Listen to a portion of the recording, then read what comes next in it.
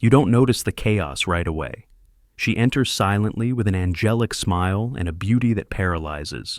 She arrives and the atmosphere changes. Everyone looks, everyone wants her. But no one understands. No one sees what's behind the sparkle in her eyes, the perfect body, and the enchanting voice. Feminine beauty, so worshipped, so desired, can actually be the most sophisticated shell of a bomb ready to explode. And when it explodes, it's not just her who pays the price, it's the world around her. The beautiful woman, the one who seems to have it all, is often also the most unstable, unpredictable, emotionally volatile. Crazy? Maybe. Or maybe conditioned by a society that has never had the courage to tell the truth. A society that kneels before aesthetics and would rather lie than lose access. The result? A woman who lives in a parallel reality built on empty compliments, false promises, and an avalanche of gratuitous validation. A woman who has been taught to believe that the world exists to serve her, but who, deep down, feels she is always on the verge of an internal collapse. As Nietzsche wrote, "What is good? Whatever increases power, and beauty gives power, but power without limits corrupts." If you think all this is an exaggeration, read on, because in the next few minutes, we will dissect the phenomenon that turns beauty into a curse. We will understand why the more perfect a woman seems on the outside, the more broken she can be on the inside.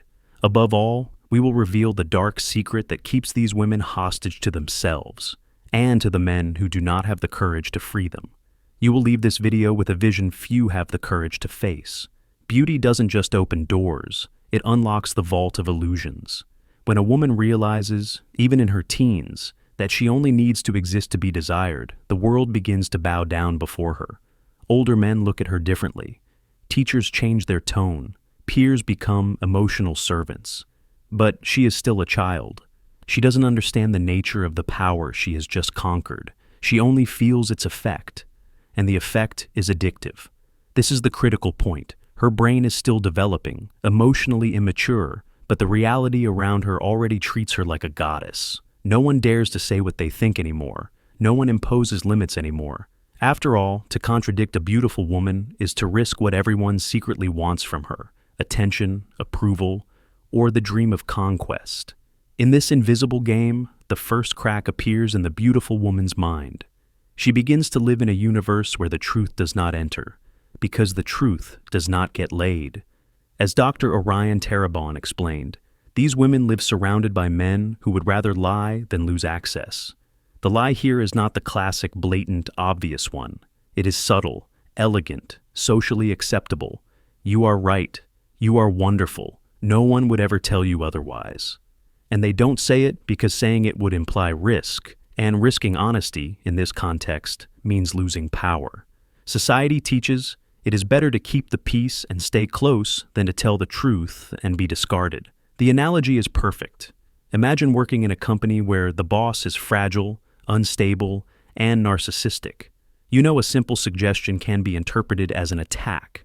What is your choice? Sincerity or survival? You praise, pretend to agree, camouflage your intelligence. You do this to preserve your position. And her? She is that boss, only she didn't ask for it. She was transformed into this. At this point, beauty becomes a golden curse. She lives wrapped in convenient lies, but these lies destroy her ability to see the world as it really is. If no one points out her mistakes, how will she learn from them? If all external frustration is invalidated by internal flattery, how will she build a solid emotional foundation? You may even feel angry with this woman, but before that, feel sorry for her. Because beauty can be a gift, but without truth, it becomes torture. Nietzsche said that whoever has a why can face any how. But when a beautiful woman has no why, only consequences without an apparent cause, she gets lost in the labyrinth of the ego, increasingly protected from the real world, increasingly vulnerable to her own emotions. And there is a cruel detail in all this. The more beautiful she is, the more powerful she feels, and the less prepared she is to deal with any resistance. The result? Emotional instability, existential crises, erratic behavior. This is where the stereotype of the crazy beautiful woman is born. But It does not come out of nowhere. It is the reflection of a collectively constructed system. She becomes emotionally dysfunctional, not because of weakness, but because of excess validation. It is like a child who has never heard the word no, trying to rule an internal empire. And the most ironic thing, the same men who create this stage of lies are the first to abandon her when they realize beauty does not compensate for instability. The cycle is cruel. She seduces, fascinates, but does not sustain. Because no one taught her how to sustain. No one said, hey, this behavior destroys relationships. No one said, you are not right just because you are beautiful. And when the collapse happens, when the prince turns into a frog, when the applause turns into silence, she does not understand why. She feels the world has betrayed her. But, in truth, she was betrayed from the beginning. This woman lives in a theater, a spectacle built by male convenience and sustained by emotional omission. A theater where she is the star, but also the prisoner. And the more time passes, the harder it is to escape the role. Because now, telling the truth is not only useless, it offends. And who dares to point the mirror? Who faces the reaction of a goddess unaccustomed to frustration? The chaos has not yet exploded, but it is accumulating energy. Because a woman who has never heard a no doesn't know what to do when life shows her the first real rejection. And that moment comes. It always comes. And when it comes, beauty stops being armor and turns into rubble. She was applauded for existing. She believed that was enough. But time has a cruel way of tearing away the masks that youth sustains. And when the applause falls silent, the woman who always had everything begins to discover what she never had: structure. Because beauty that has never been challenged by reality becomes a castle built on sand. And the collapse doesn't warn. It arrives like a silent storm and sweeps away everything that seemed solid. It is at this moment that beauty ceases to be presence and becomes prison. The woman who was always desired begins to be avoided. Those who once orbited around her begin to disappear one by one. And what does she feel? Rejection, yes, but worse than that, confusion. Because they never prepared her for the idea that charm can have an expiration date, not on the face, but in the soul. When the internal enchantment dies, not even aesthetics can resist. She was conditioned to associate her value with the reaction of others. She never built self-esteem. She only accumulated self-image. And when the image cracks, whether due to age, behavior, or saturation, a void appears. And this void is frightening because it was never filled with truths. It was filled with social dopamine, emotional filters, and the illusion that the whole world existed to validate her. Dr. Orion explained, "These women live with broken mental models. They were trained to respond to positive reinforcement, not correction. They live like spoiled queens in a castle that only existed in the minds of men who wanted to conquer them. And when men realize that conquering them means living with outbursts, jealousy, chronic insecurity, and emotional manipulation, they leave. Because, as he says, beauty does not compensate for madness.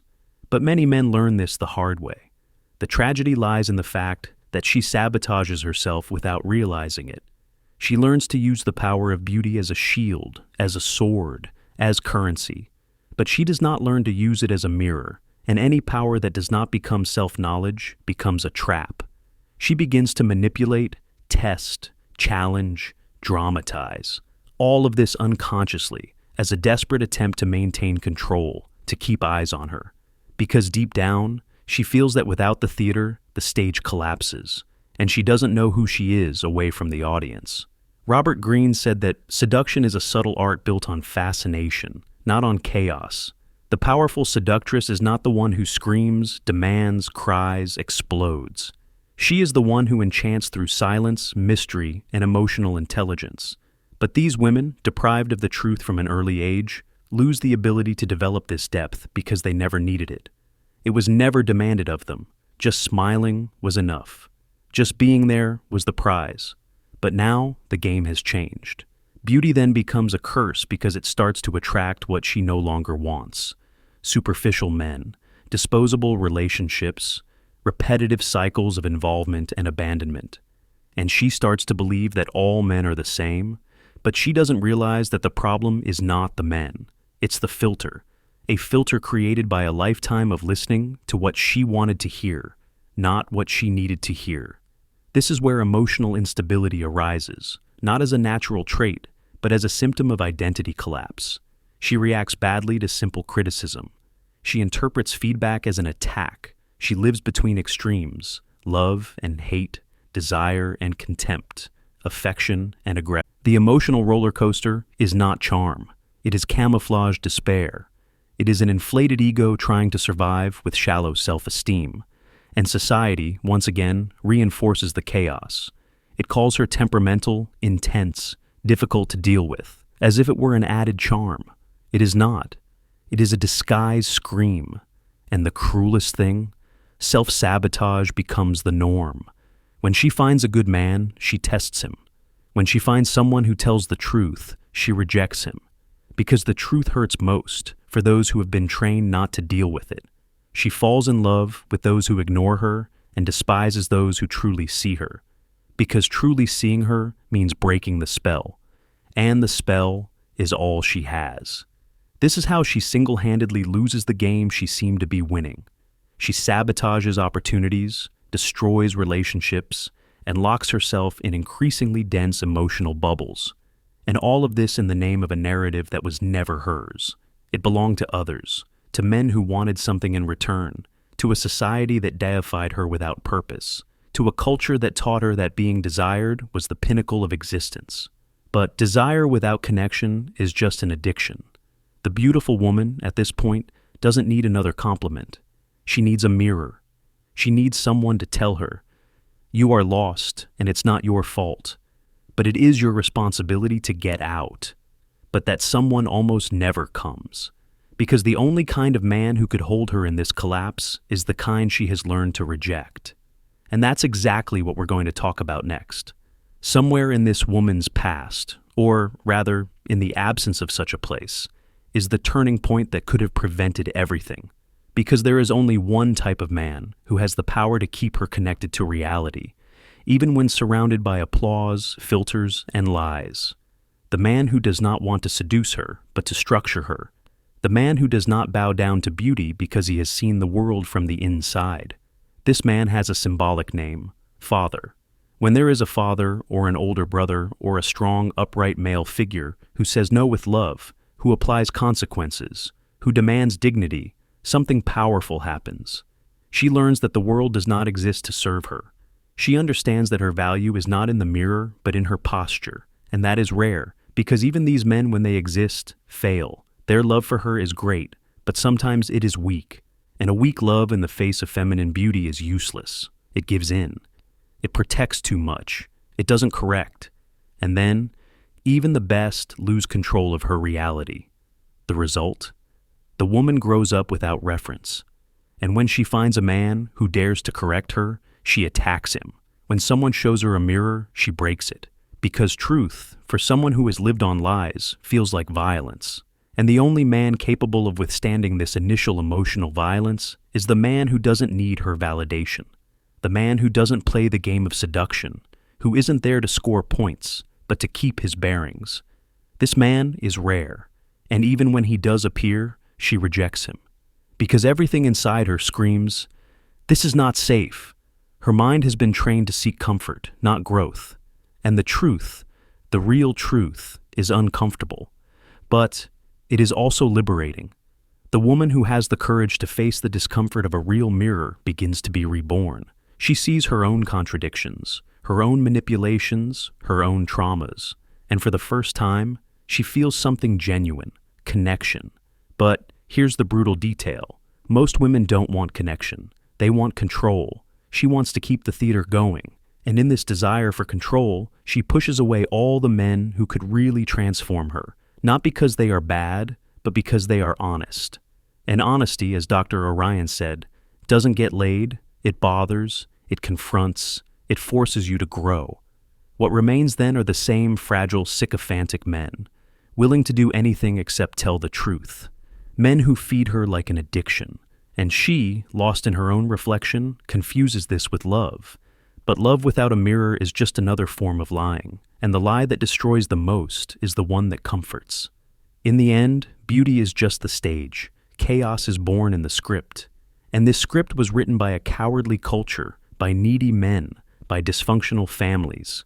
The secret to saving her has always been in the presence of someone who would say, "You are not above the consequences." Someone who loved so much they were not afraid to displease. But who has the courage to love like that?